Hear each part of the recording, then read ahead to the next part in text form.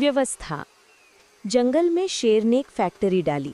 उसमें एकमात्र काम करने वाली चींटियां थीं जो समय से आती जाती थीं और फैक्ट्री का सारा काम करती थीं। शेर का व्यवसाय बहुत ही व्यवस्थित ढंग से चल रहा था। एक दिन शेर ने सोचा कि ये चींटियां इतना सुंदर काम कर रही हैं, अगर इसको किसी विशेषज्ञ के निगरानी में रख दूं तो और बेहतर काम कर सकती हैं। ये ख्याल मन में आते ही शेर ने एक मधुमक्खी को मैनेजर नियुक्त कर दिया।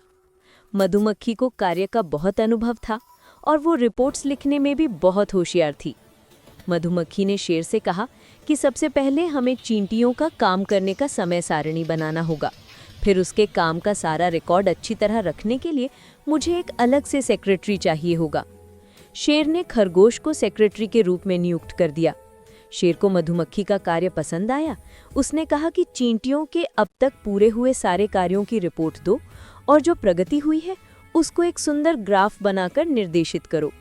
मधुमक्खी ने कहा ठीक है, मगर मुझे इसके लिए कंप्यूटर, लेजर प्रिंटर और प्रोजेक्टर चाहिए होगा। इस सब के लिए शेर ने कंप्यूटर डिपार्टमेंट बना दिया और बिल्ली को वहाँ का सर्वा नियुक्त कर दिया। अब चींटी अपना काम करने के बजाय सिर्फ कागजी रिपोर्ट बनाने में ध्यान देने लगी, जिससे उसका काम पिछड़ता गया और अंततः प्रोडक्शन कम हो गया। शेर ने सोचा कि कंपनी में एक तकनीकी विशेषज्ञ रखा जाए जो मधुमक्खी की सलाहों पर अपनी राय दे सके। ऐसा सोचकर उसने बंदर को तकनीकी विशेषज्ञ नियुक्त कर दिया। अब चींटी को जो भी काम दिया जाता वो उसको पूरी सामर्थ्य से करने की कोशिश करती, लेकिन अगर काम कभी पूरा नहीं होता तो वो विवश होकर उसको अपूर्ण छोड़कर घर चली जाती। शेर को लगातार नुकसान होने लगा तो वो बहुत बेचैन हो उठा। कोई उपाय न देख मजबूरी में उसने उल्लू को नुकसान का कारण पता लगाने के लिए नियुक्त कर दिया।